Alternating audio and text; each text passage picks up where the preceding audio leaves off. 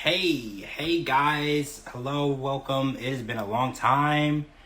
I'm glad to be back. I hope everybody is doing well. I missed everyone. Hello, everyone. Hi. Matt. What's up, Matt U. Johnson? We gotta catch up. It's been like a hot minute. Robin Z. Oh my gosh. Hello, Robin. She's an amazing psychic, by the way, guys. If you guys are looking for a psychic, official Robin Z right there. She's an amazing psychic. Hello, everybody. Welcome back to you and me. It's been good. I'm good. Oh, yeah, Matt. Yeah, we got to catch up. I saw you put out some new music. You got a lot of stuff going on. So, yeah, got to catch up with you. Hello. Let's get some stuff out of the way. Dee Dee is on a break right now. So, we don't know exactly when Dee Dee... We don't know exactly when Dee Dee is coming back. So, Kara should be here soon. But we're going to jump into the episode as soon as Kara gets here. Season 10, episode 16. I know we're a little late, but better late than never. Hopefully Kara is here soon because she is in some sort of storm. So her internet is in and out. So fingers crossed we can get Kara. And I know Dee Dee is on a break. I don't know when she's going to come back. Fingers crossed she comes back soon. We definitely love Dee Dee. Let me invite... Alright, there you are. Kara's here. Tonight we are talking about 90 Day Fiance episodes. Life. I keep pushing buttons on this phone. I gotta chill. Kara's here.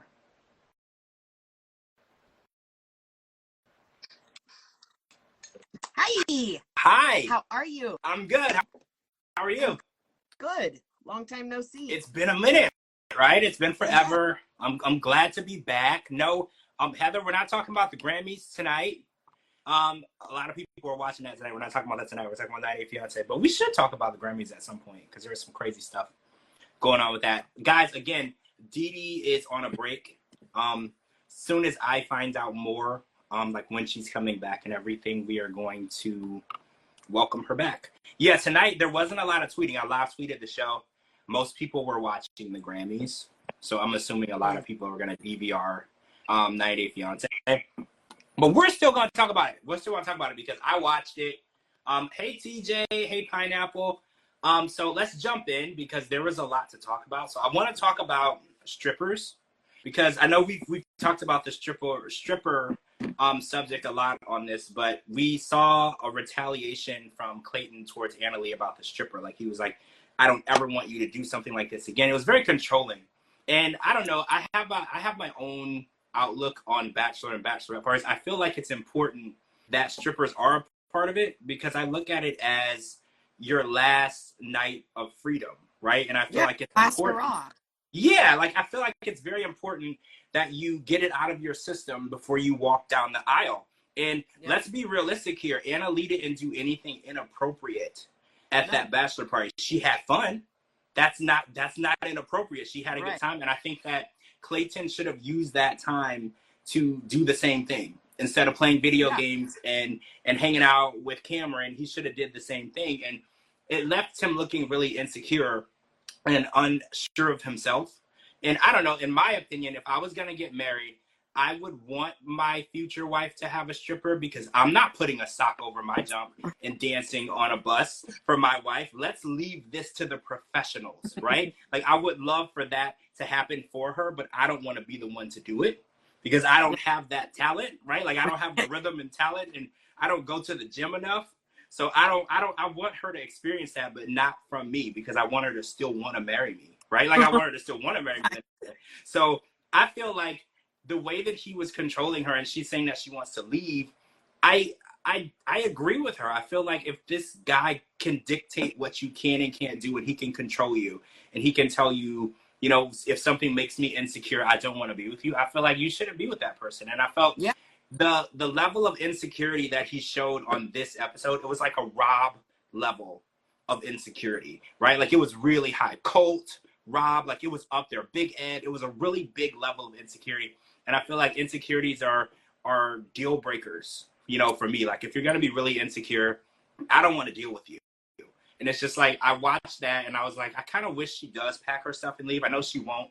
You know, they're all supposed to say, oh, I'm not gonna marry, and then they do. I know she won't. But I kind of wanted her to leave. I was like, you don't need this.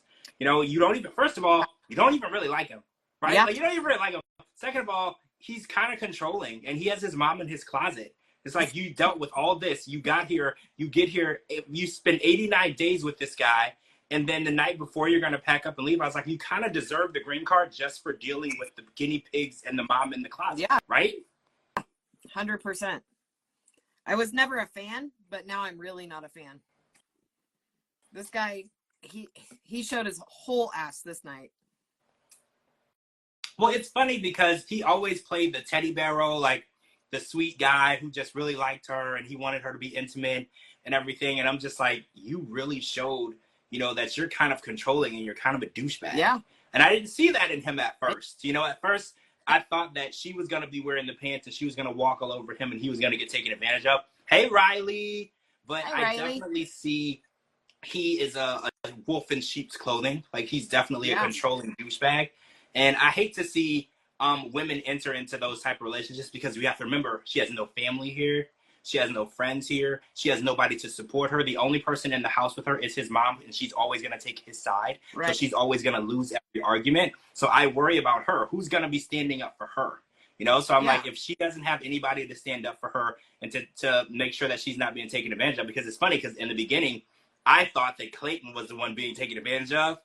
I don't see that. I don't feel that way anymore. Yep. I felt like Brandy would be on her side, but man, I don't know. After watching Brandy tell Clayton, just hug her and love her and that's okay. And he says, oh, I feel like I'm victimized. And Brandy's like, yeah, I know. She kind of sided with him on the phone without, I feel like she should have taken responsibility. She paid the stripper, right? She paid the stripper. So some of the responsibility was there. Annalie brought it up, but she didn't have to book the stripper. If she wanted to respect her brother's wishes, she didn't have to book the stripper. But I don't hold anything against her though. I'm glad there was a stripper there. I want Annalie to know that there are other options out there other than Clayton, right? Yeah. And I'm not saying that the stripper was an option. I saw a tweet. I don't want to steal someone's property, but I saw a tweet and they said that the stripper came out of retirement just for this party because this was an older stripper, right? I was like, this guy is kind of seasoned, you know, like he was a what do you call a guy who's older? What's the opposite of a cougar? A silver fox. He was a silver fox, right? He was a silver fox, and I was like, I don't know if this was like the sister's way of making sure that nothing inappropriate happened with the stripper, you know, like just to make sure. But I was just like, he came out of retirement for this party, and it was kind of gross. Yeah. Like I just want to touch on that, like the way that was. It was really raunchy and gross, like the way that it was just everywhere and flapping around. I was like, it's kind of gross, you know. Like I'm not trying to be like sexist or anything, but it was kind of nasty. But it was kind of funny how she said, I thought it was immigration because he came dressed as a police officer. Yeah, and he was like, where's Annalie? And she was like, I don't know her. Yeah. I have no idea. You're on the wrong bus. Never seen her before. Never seen her. Never heard of her. You're on the wrong bus. Maybe in the next town over. Oh, so I want to talk about wedding dress budgets because I don't know a lot about this. I know I covered this on the Darcy and Stacey season where Stacey got married. Because I think her wedding dress was like 10 grand or 12 grand or something. So Gino set a budget of $1,000 and Jasmine said that's not real or logical. No. Gino set a way higher budget. She just blew it on her ass. Right. So yeah, we have to talk about the $1,000 is your consolation prize. Well, right, because he did give her the money for the dress. I think he gave her $3,000, right? I think it was. Yeah, he gave her $3,000. She spent every penny of it on her new ass. And then she wanted to go to the store and then have a brand new budget for another dress. And I was like, I kind of figured she was going to pull that, right? I was like, she's going to spend the money. Because she, you know, when there's money, there's a train of money. You follow the train of money. She knew if she spent that $3 grand, she was going to get another $3,000. Well, she got close to it. I think 2,000 or 2,200 is where we ended up. 4,000 though. He sent her $4,000, and then she had 4,000, and then Dane gave 2,000. So she was 4,000. Yeah. So she had the 4,000. She had enough to get the dress she actually wanted. Yeah, she had enough to get the dress she actually wanted. So was the budget of $2,000 real? Because I know people were tweeting and they were like, "Oh, you can't get a dress for that price." I don't know. Because I know some women have told me they went to David's Bridal and got a dress for like $500. So like, I'm confused. Like, what is a typical budget for a dress? What are people spending? Kelly Dice Smith says $8,000. Is that legit? No, I think she's referring to what she spent on her ass. Oh, yeah. $8,000 for her ass, which a lot of people say it wasn't worth it. They say it's kind of lopsided. Right. But the jury's still out, right? A lot of people say it doesn't look right. That's only the half of the ass that Dane paid for, because it's got a little more. I mean, maybe he put a little extra on his side for when she visits Panama. Yeah. Or maybe, so he gets a little extra on the left-hand side. Gino gets the right-hand side. So, well, I feel like it was interesting because she picked out the perfect dress. She had a budget for it, and then she went and said that she didn't want his family to be there. And I was like, what's the point of having a nice dress and a nice venue and spending all this money if no one's going to be there? Because she said it would just be her, Coco, and Gino, and they were going to elope. And we saw the dinner with his family, and apparently his family is very skeptical of her, which we all were, might still be, right? Like, we all were. So I understand why they felt that way. And they were really honest, though. They were like, he's our weird uncle, and you're too pretty for him. So we were really worried, And I was like, well, at least they're being honest. I was like, does it make up for the fact that they called her all types of names and made it seem like she's an evil gold digger? No. Because they didn't really get to know her. Are they wrong? No. The jury is out. Because as of right now, Jasmine is in Florida and Gino is in Michigan, and no one has been able to explain why that is. So as of right now, we don't know what's going on in their relationship. And a lot of things are going around. People are saying that she's in Florida on business. I've heard other people say she's in Florida with someone. Like, there's a lot of stuff going around. So there's a lot of rumors. So maybe we were right all along. Because I know you, Cara, you said right from the beginning, you were like, I give her, how many months did you say? I said the second the green card hits. Yeah. They'll get married 3 months after the green card hits, and she's out. And here we are. They are living in two different states. It's funny because it's kind of like what Natalie did. Natalie, the second she was able to leave Mike, she headed to Florida. Florida's kind of like where people go when they get their papers. They're like, well, I'm heading to Florida. I'm leaving this idiot. I'm done. So we don't know what's going on. We know that they got married. Like, we know that. But we don't know where their relationship stands. We saw pictures of her at Disney World. We saw pictures of her in Miami.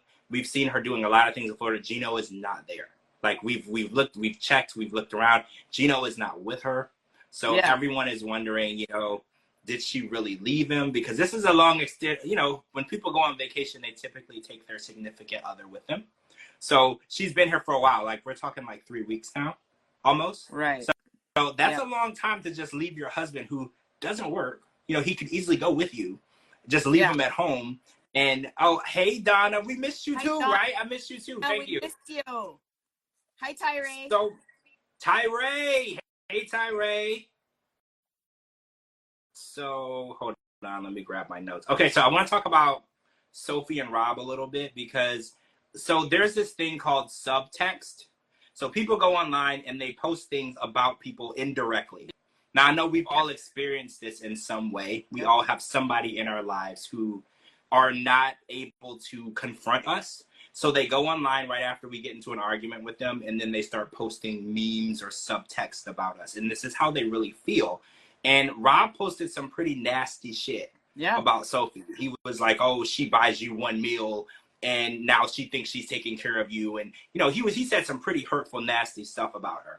And he said that it was in retaliation because when her mom was talking to him and talking about, his life decisions, his house and all this, she didn't stand up for him. Right. So he felt like he was all alone. And I was like, I understand that you always want your spouse to take your side, especially when it comes to an in-law, because in-laws are never really going to love you. They might like you, but they're never really gonna love you. So you do need to have your spouse's support. So how do you I feel? don't know. So yeah, I was I've gonna say, got how do you feel? I want to know how you feel. So my in-laws, they'll never love me. Never. But that's okay. Why? I mean, love you. How dare they? We're approaching 30 years. It's because I was young when we got married and they didn't think it would work. And here we are 30 years later and they're like, oh shit. Yeah, but now that you've been here for so long, you've definitely established that this is not a phase. You are here. Yes. My parents loved him wholeheartedly. They loved him. They accepted him. They loved him. He was part of the family. My daughter-in-law, I love her like she's my own. She is fantastic. She's just the best thing that could ever happen to my son. And the same for my daughter's fiance. Like, I love him. He's such a part of the family. So when I see these at odds in-laws, it's weird to me, but it's normal to me. Right. Because for so long I'm still the outcast on that side. But as far as my kids and my family goes, it's like, if they're good, you're welcome, you know? So I don't know. I kind of feel like mom's onto something. So I mean, the mom got there and she saw a lot of red flags. And I think any mother is going to speak up on her red flags because her daughter's not moving 2 hours away. Her daughter's moving across the country, across the world, right? Like, she's going to speak up on what she sees because it's very important that her daughter is safe and taken care of because she's not, I mean, she's a plane ride away, but that plane ride is half a day. You know, like, or maybe a full day, depending on what type of layovers you got going on. So I think it's very important that she voices her concerns. But Rob is like, I don't want to apologize to you. Because he's like, well, you should, you know, maybe you should read that and that should make you change the way you feel. And like, no, first of all, be a man. Be an adult man and have a conversation with her. If you feel a certain way, have a conversation with her and tell her how you feel. I really, really disliked how he was like, oh, well, I was just trying to get through to you. By posting on Facebook at 4 a.m. and not tagging her in it. Like, he really pissed me off tonight. Like, he always had that level of never taking responsibility, everything. He's always the victim of the world. The world has always dealt him horrific cards, and there's nothing he can do about it. You know, he was the self-proclaimed, oh, she's boozy. She's used to indoor plumbing. You know, she's used to a different type of life. And I'm like, Rob, everybody's used to indoor plumbing. There are people who live in third world countries who are used to indoor plumbing. But that's not a luxury. This is something that in this day and age we expect. You know, and I don't think it's asking a lot. And I felt like the whole time that she's been here, she's fought to get apologies out of him for shit that he's done to her that he should have apologized for. He treats her like crap, and he tries to justify it by saying that she makes him feel bad about his life. And it's like, isn't that the definition of tough love? If you make bad choices and people want you to change for the better, they might say something a little harsh to you to get through to you, like, hey, you should work a little harder. You make better decisions so you're not in this type of situation. And I feel like he always plays the victim. And it's like, you can't be the victim. That's why he's so upset with her mom, because she came in spitting facts. She's like, so you've had X amount of time to get a place, to get a job, to get on your feet, to get this, get that. And he's like, oh, your mom hates me and you don't defend me. Well, I don't defend you because she's not wrong. Well, yeah, she didn't lie. Like you said, she was spitting facts. She was saying what she saw in hindsight. And I respect people who do that. I don't like people who shoot fire up my ass, right? Like, I don't like people who they meet me, they smile at me, they hug me, and then when I go to the next room, they talk shit about me. I don't like that. If you have an issue with me and something that I'm doing, I love when people say, look, I don't like what you're doing. I feel like you could do better. I feel like you could treat someone better. I feel like that's opening a good line of communication for them to actually have a good relationship. And I feel like they're never going to have a good relationship because Rob doesn't like to be called out for what he's doing. He's always, whatever he's doing is the best that he can do. And you have to either say good job and pat him on the back or don't say anything at all. He doesn't take constructive criticism. Like, there's no level of criticism that he's willing to take in his life. He's always doing everything right. Everyone else is the problem. Everyone else is against him. The world is against him. And he's always the one that's being bullied. And I saw it in this episode, and I was just like, man, the fact that she has to beg you and cry for you to apologize for saying horrific things about her online instead of confronting her. It just shows, why is she still trying to marry you? Yeah. Like, I don't understand, because she's like, this whole relationship, I'm just like, well, I want you to do this. I want you to understand and hear my feelings and apologize to me. And the whole time he has this stupid look on his face. He's just like, apologize for what? Apologize for what? I'm just like, how long is she going to keep going around this circle? It's like, it makes me question her level of desperate for wanting to get over here, because I was like, she's really accepting a lot from this dude. Like, there's so many red flags. There's so many issues. And, oh, did you notice that he kind of got jealous that she went and spent the night with her mom and didn't come back home? Yeah. And the first thing that came to my mind was, I know you're going to know this too, he doesn't like her to spend too much time with people that can convince her she could do better or convince her that he's in the wrong. Because, you know, manipulating and controlling people, they don't need those logical people in your ear. Right. You know, they need to build that level of, I'm the only person that can tell you what to do. I'm the only voice of reason in your life. And her mom is a very, very strong voice of reason. And I feel like the whole time that she was there with her mom, he probably couldn't sleep, because he was knowing every time that her mom opened her mouth, she was convincing her, this isn't the guy for you. And there he wasn't there. He almost said that when he was talking to her. He said, so did you and your mom just sit up all night and talk about me? And she's like, well, yeah, kind of. And he said, did you defend me? I mean, that's all you could think about while you're up posting your 12-year-old memes. That's all he cares about. He doesn't want to take any responsibility for anything. He just wants people to stand up for him. And it's like, sometimes, I say this to people all the time, I was like, sometimes when people say negative things about you, they're true. Yeah. I was like, it doesn't give them the right to bully you, but it also is leaving it open for them to say it, because sometimes the truth hurts really bad. You know, it stings. It's like a stab. And hearing it out loud, it does hurt, but you can't really get mad at people for telling the truth. The truth can't be negative. I know a lot of people are like, well, the truth can't be, I mean, the truth can't be positive or negative. It's just the truth. But hearing it out loud, I think, is really what gets to him. He doesn't like to hear, you know, what her mom has to say. Her mom hasn't said anything wrong. Also, where's his mom? Has anybody ever questioned that? Where's his family? Where's his mom? He comes from a super wealthy family, supposedly. Yeah, so Statler did her FBI research, and we found out that he has some very, very wealthy aunts, uncle, and I think a cousin. So these are some very, very wealthy. And when we're talking wealthy, we're talking like business owners, people in the medical field with various degrees, like very wealthy people. So I want to say this. I have very wealthy family members who have never gave me $1. So it doesn't necessarily mean that he's also filthy rich. But when he keeps saying, I don't have anyone to call, I don't have anyone to ask, I don't have any family to ask to help, he kind of had, I mean, I'm not saying they would say yes, but he said that he had no one.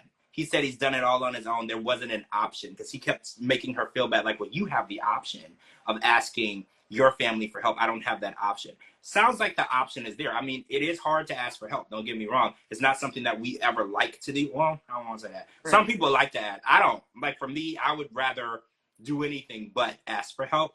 But I think that he's trying to make it seem like he doesn't have any support or anyone who can help him. And he does. And it's weird that he's on the show and he's about to get married and he's going through all these life changes. Nobody from his family has surfaced. That's really questionable for me. Because his family is probably well-known and wealthy, and they don't want their face on this shit show that we call entertainment. or they're embarrassed to him. Like, maybe he really is like the black sheep. Yeah, maybe his family is really successful and he's the black sheep. He's the only one that doesn't fit the mold of what they have going on. And maybe they just don't want to be a part of it. They don't want to be associated. I mean, it could be that he's telling the truth. Maybe his family has disowned him, you know, based on his life choices. I don't think it's not possible. Right. You know, he's living in a house with no plumbing and he's on TV and he's kind of airing it to the world. You know, if you do have a very wealthy, well-to-do family, well-educated family, they might not want to be associated with that type of situation. Yeah. So, yeah, but I love that Statler has been all over the new cast this season. Like, she's been doing all types of... Rob is pissed about it. Oh, Rob has went live. He's pissed off, and we learned also about his OnlyFans situation and the photos and stuff going on. And guys, this OnlyFans situation was like 2 years ago, way before they were filming, way before it is. So he was already on it, because I'm pretty sure he's not on it now. He was on the platform 2 years ago or so, and there's pictures resurfacing, and they're vulgar. They're vulgar, guys. Like, it's crazy. The drama this season has been full fold. Like, there's been so much drama, and he is so angry because left and right people have been finding out holes in his situation. Oh, Pineapple says she didn't hear about the OnlyFans situation. Okay, so real quick, Rob and Sophie were both on OnlyFans prior to doing the show, like years ago, at least 2 years ago. They're not on the platform now, as far as we know. But they were on it separately a couple of years ago. And Donna, okay, thank you, Donna. I'm gonna pin that comment because I really didn't want to say that. So everybody go and read the pinned comment. That is what the picture is of. Well, there's other stuff too, but this is the one we're talking about. Yes, exactly. And that is what we're talking about. Of that was the side-by-side picture of his hand with a mole on his finger, and I couldn't hardly watch his segment tonight because I was looking for the damn mole. I love that other people did the investigating for us, because do you really want to be examining pictures like that really close up? No. Right? Because I was like, I am so glad that there are people who they volunteered as tribute to help do this for us, because I was like, man, that would be a weird situation to be in, to have like a picture on one phone, a picture on another, and you're like going back and forth trying to find the birthmark. That would be super weird, but it is. They verified it. There's like a birthmark right here. It's in both pictures. It's him. He has not commented on the pictures. He's commented a lot on the Statler investigation about his family. He's been very vocal about that. And the pictures were all over Twitter. They were trending like over a week ago. And I don't know if he's gonna address it. So far, I've been watching his page. I haven't seen him address it directly. Have you seen anything? No. Yeah, he hasn't said anything. No. I'm assuming he's gonna pretend like he doesn't know anything about it, because let's be technical. His face, like on his neck, face was not showing in it. So I think he's gonna do the "that's not me." Like, I think that's gonna be, if anybody asks him, he's gonna say "that's not me," even though the internet FBI has determined beyond any scientific certainty and doubt that it is definitely him. And speaking of OnlyFans, I don't know if you guys saw this, but Sam announced that he is on the platform now. I think this was last week, right? Yeah. So how do we feel about that? Because he is he just converted, well, not just, but he converted to Islam. I don't know if that's okay. I'm not like super big with the religions and the rules. I don't know if that's okay or not, but he has joined the platform. Citra has not. So let's make that very clear. Citra is not on the platform. Sam has joined the platform. And if you go on his Instagram page, it's Sam 90day. If you click on the link in bio, it's like the second link down. I showed someone today. I didn't buy it, but I did see that it was like $8 or $9 a month. Pretty high, right? I remember some of the cast members were at like $4 or $5. No. Are you not excited at the idea of Sam on OnlyFans? No, not even a little. I was very shocked. I was like, of all the cast members, I didn't see him as somebody, because we know Jasmine is on the platform. We know who is, and some people, I think people would pay to see Jasmine. I'm pretty sure that she makes a decent amount of money, but I didn't see people kicking down doors. They're like, well, I want to see Sam on the platform. I didn't see it. Or Rob. Right? And let's emphasize that Rob was on the platform before he was on the show. Yeah.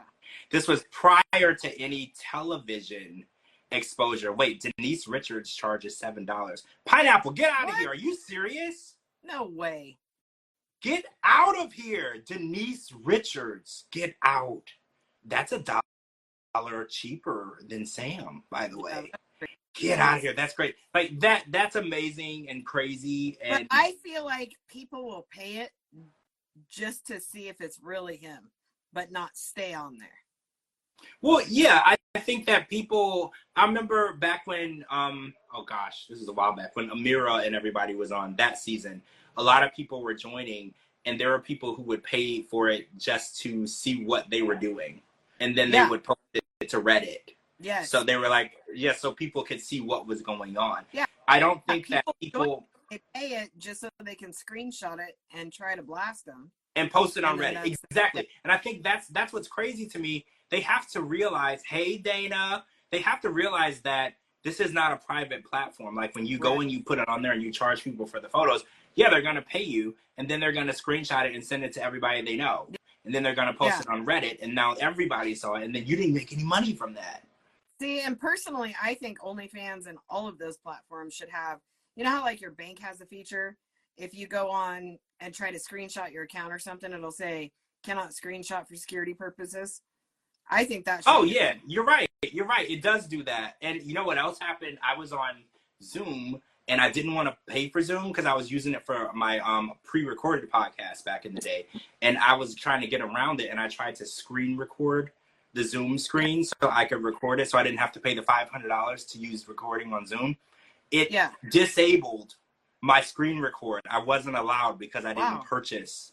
Yeah, like they know what they're doing, but for some reason OnlyFans doesn't do that. Or I did see on Reddit, some people said that if you have two telephones, you open the picture on your phone, then you take another phone and take a screenshot of the phone underneath.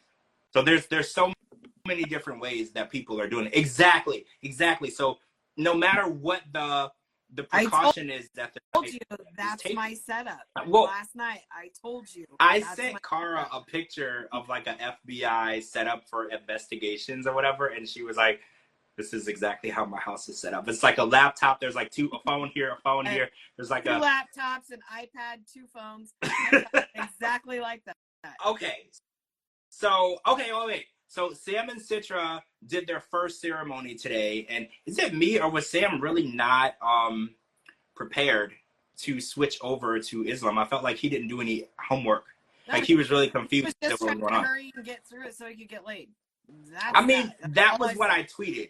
I was like, this is going to be the first and last time Sam sets foot in a mosque, right? I was like, he's never going to go back. He's going through the motions so he can get married, say that he did what he did for her dad to be satisfied, and he's never, because he's like, oh, I'm going to convert. I was like, converting is one thing because that means you're putting it into your life and you're adapting your lifestyle. I was like, you're going to go in there, you're going to say what the people tell you to say, you're going to repeat it, and you're never going to step foot back in there, which, you know, whatever, it's fine. Right. As long as Citra is satisfied and Citra's dad is satisfied, do it. You know, I think that it's crazy that they allow people to convert without like reading the entire Quran and then taking a test.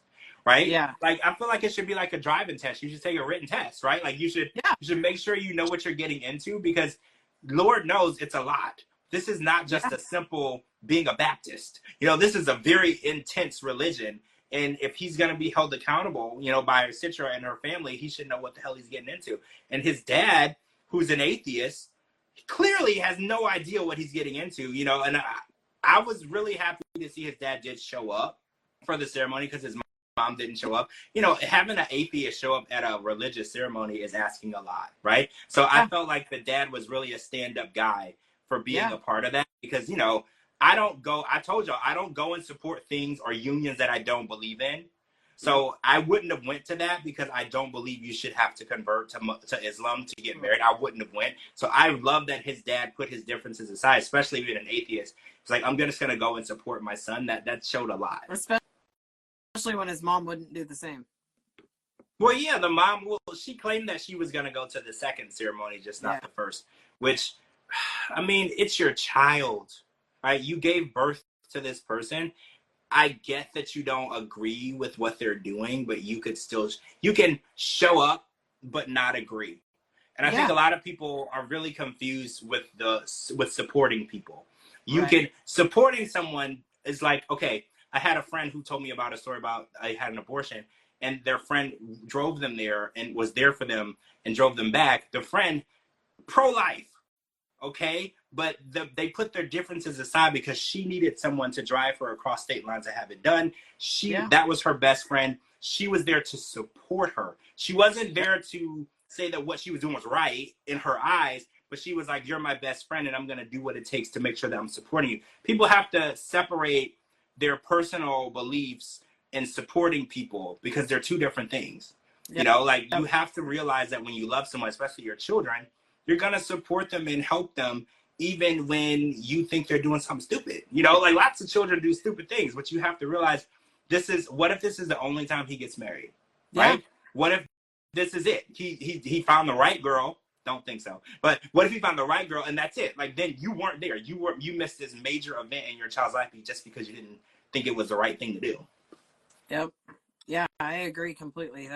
I can't imagine not being there for my kid. Oh, Chris, the first ceremony aired tonight. The second ceremony at the farmhouse is gonna air next week. So we got him converting and then doing the ceremony at the mosque. We did not get the actual wedding, the American style wedding at the farmhouse, which his mom claimed she was gonna be at. So we'll see how that goes. Yeah. Oh, Ashley and Manuel are trying to do this wedding, and Ashley, who was didn't she say she was a clairvoyant and a witch in the beginning of the season? Yep. So shouldn't she know that the future? Okay, so like I don't want to be like a dick, but like shouldn't she know the future? So when she was planning the date, she didn't see that there was going to be a tropical storm in Florida in hurricane season on the beach.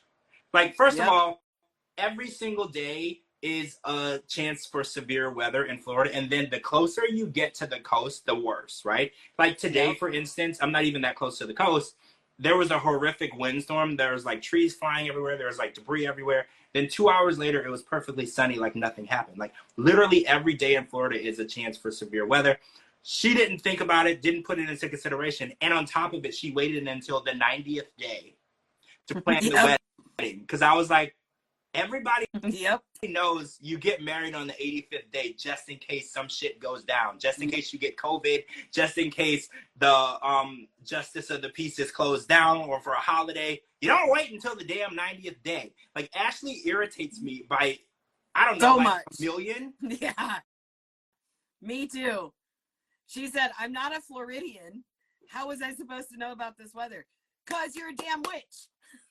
That's how. Of all people, witches know this type of stuff. They and she just makes me sick. Like I think she's a nice person in some universe, just not in this one. She pisses me off. She doesn't plan anything. She just sees, and every time people ask her, they're like, "We're just gonna see how it goes. Everything will work out on its own." She's the type of person that does end up planning a wedding in the middle of a hurricane because she didn't plan anything. She just hopes shit falls into place. And it's like this wedding is a perfect. No, she can see it. She can see all of it. Remember? She guys see nothing. She guys see nothing. First of all, and voila. When Armando called her to tell her there was supposed to be a tropical storm the next day, she should have already known because she's a damn witch. Okay, like she should have already known. She should have actually called Armando and told him, like, hey, you know, there's gonna be a tropical storm tomorrow because I'm a witch. I know that, you know. So there's no plan B either, which I don't know what that means. Because you can always still. Do you need an appointment to go to the Justice of the Peace, or do you just walk in? I have no idea, but I would assume that if you were getting married and it was those circumstances, you could walk in and be like, "We had this beautiful wedding planned.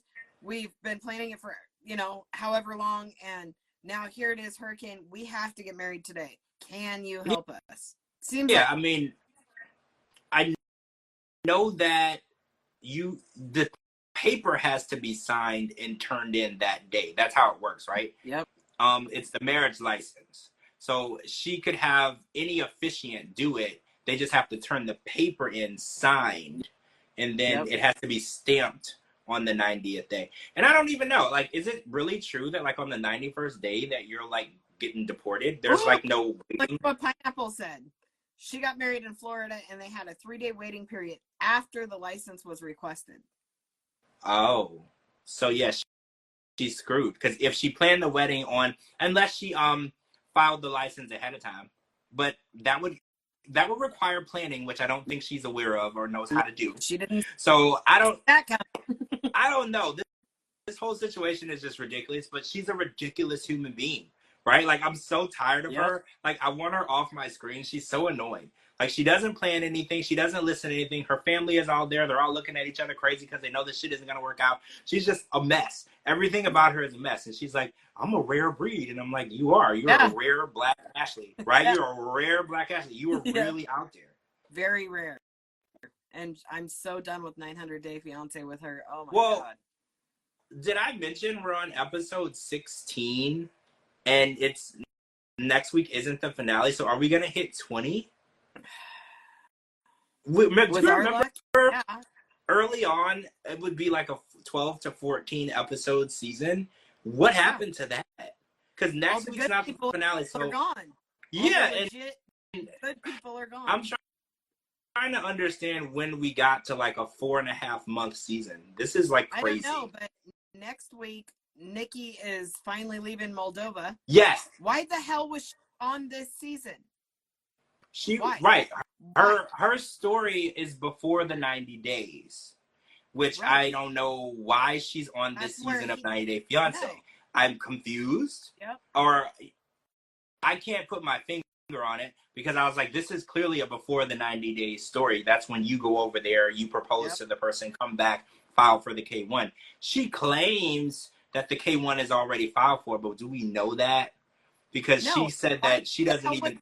America. None of that makes sense. If that was the case, his ass would be in America for the 90 days. Yeah.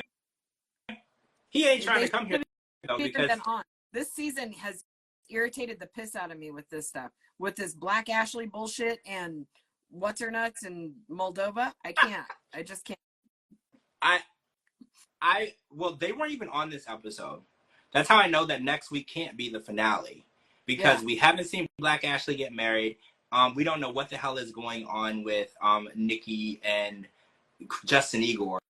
And Jasmine and Gino haven't gotten married. And it didn't look like next episode was the wedding either, based on the previews. For Jasmine and Gino?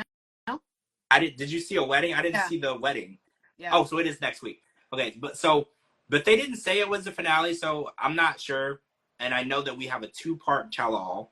And then we're jumping straight into Happily Ever After that. Yep. And I don't know if you guys know, but Nicole and Mahmoud are back. Yep. Yeah, and I don't know. And I heard that Misha and what's his name? Nicola are gonna be on Happily Ever After as well. And rumor has it that Angela and Michael are gonna be on it, but I don't know how true that is. I've just been hearing things. So, I mean, I'm kind of excited about it. And I do want to break from Gino and Jasmine. So, no Gino and Jasmine on Happily Ever After. I feel like we've been, like, it's been a never ending. Kind of like with Johan and Danielle. It was just one after the other. I need a break. I got to get a break from them. Like, I love them. They're great. They're good entertainment. But, like, no. Not another straight season. Danielle? Yeah, do you remember Johan and Danielle? We had them on Love and Paradise. Do I remember them? Yeah. Wait, did you just say you love them? They're great people? Oh, no. I'm talking about Jasmine and Gino. Okay. I love them. Okay. I love them. No, I mean, but I just felt like they were... I thought we were talking about Danielle for a moment. No, I just about had to have a moment. No. I think Danielle is probably a really nice person to a lot of people, but not me. Yeah, just not us. Right, not me. She's probably an amazing human being to a lot of different people. I just don't know those people. Yeah. Any of them. Yep. And what planet they live on. Yeah. So, but I'm really wondering, how close we are to the end because, and Diaries and the Single Life are on next week. Or no, tomorrow.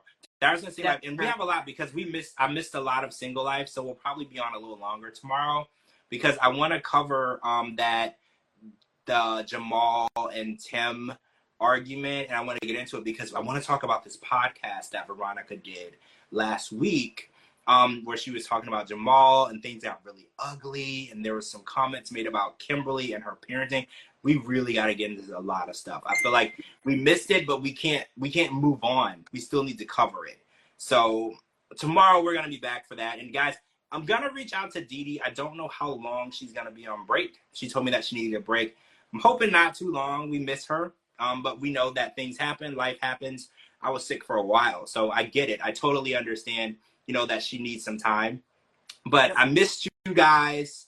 And, Yeah, this and all this OnlyFans, and I felt like the whole time that I couldn't do anything was when all the drama was happening, and I know. I found myself throwing my phone, and I was like, damn it, I want to talk about that.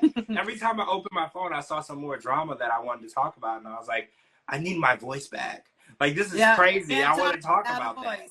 Nope. Oh, the Veronica podcast. Okay, so I can't remember the name of it. So Tina, after we're done, send me a DM.